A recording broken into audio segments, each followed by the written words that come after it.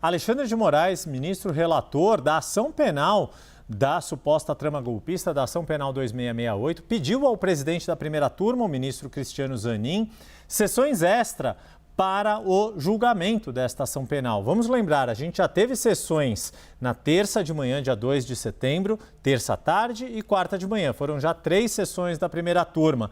A próxima sessão está agendada para o dia 9 de manhã, para a próxima terça-feira de manhã. Também há sessão terça à tarde e quarta, dia 10 de manhã.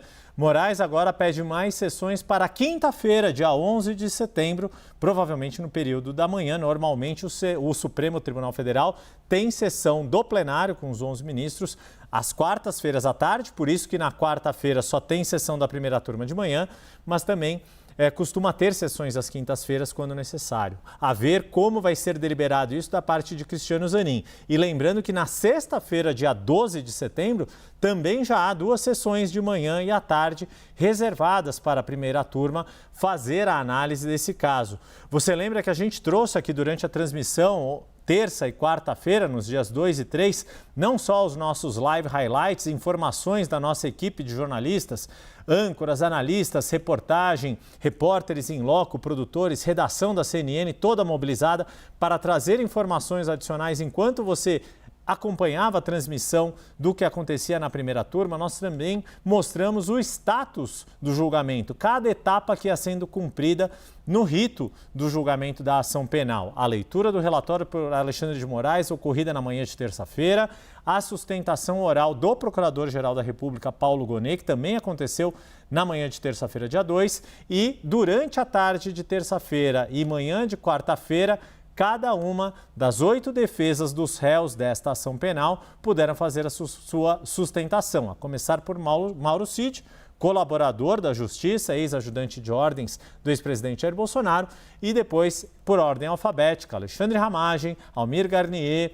Anderson Torres, Augusto Heleno, Jair Bolsonaro, Paulo Sérgio Nogueira e Walter Braga Neto foram defendidos por seus advogados ao longo de 2 sessões na primeira turma do Supremo Tribunal Federal. A expectativa é que na manhã de terça-feira, dia 9 de setembro, o relator da ação penal, o ministro Alexandre de Moraes, comece a leitura do seu relatório. Pode ser que esta leitura dure toda a manhã e aí já é julgamento de mérito. Ele tem que decidir algumas preliminares que devem ser ali rapidamente resolvidas, como, por exemplo, reforçar que cabe sim à primeira turma fazer o julgamento desta ação penal e não diretamente o plenário do Supremo Tribunal Federal. Se houve algum tipo de cerceamento do direito de defesa, como apontaram alguns dos advogados, se a delação de Mauro Cid continua válida ou se há algo que tenha maculado a colaboração de Mauro Cid.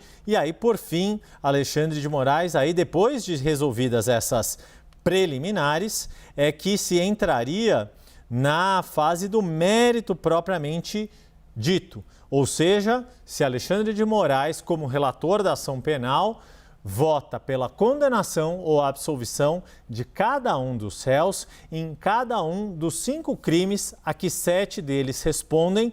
A única exceção é Alexandre Ramagem, que foi denunciado pelos 5 crimes: organização criminosa armada, tentativa de abolição violenta do Estado Democrático de Direito, golpe de Estado, deterioração de patrimônio da União e dano a patrimônio tombado. Nesses últimos 2, esses relacionados diretamente ao 8 de janeiro, ao dano e deterioração de patrimônio, que Alexandre de Ramagem não vai responder agora pelo fato de a Câmara ter decidido que isso ocorreu depois da diplomação dele como deputado federal e que precisaria haver autorização da Casa para que ele fosse processado por esses crimes.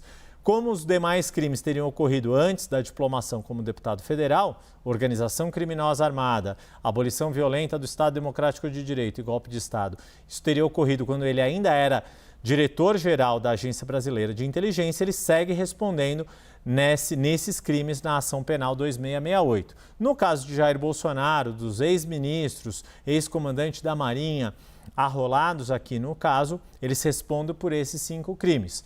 Alexandre de Moraes vota, depois, na sequência, votam os demais ministros da primeira turma: Flávio Dino, Luiz Fux, Carmen Lúcia e, por fim, o presidente da turma, Cristiano Zanin. Ao fazer este pedido de sessões extra na quinta-feira, Alexandre de Moraes já dá um indicativo de que quer uma prevenção ou uma reserva de tempo maior para um maior debate entre os ministros, para que mesmo que se avance até as últimas sessões previstas da sexta-feira, dia 12, este caso eventualmente seja concluído com condenação ou absolvição e, em caso de condenação, a dosimetria, ou seja, a pena que cada um dos eventuais condenados deve cumprir. E aí a gente vai acompanhar se em regime fechado, regime semiaberto, regime domiciliar ou qualquer coisa deste tipo. Débora Bergamasco, mais um dia para se colocar no calendário ali do julgamento desta ação penal na primeira turma do Supremo Tribunal Federal, a ver, claro, a depender da decisão que Cristiano Zanin tome diante deste pedido feito pelo relator do caso.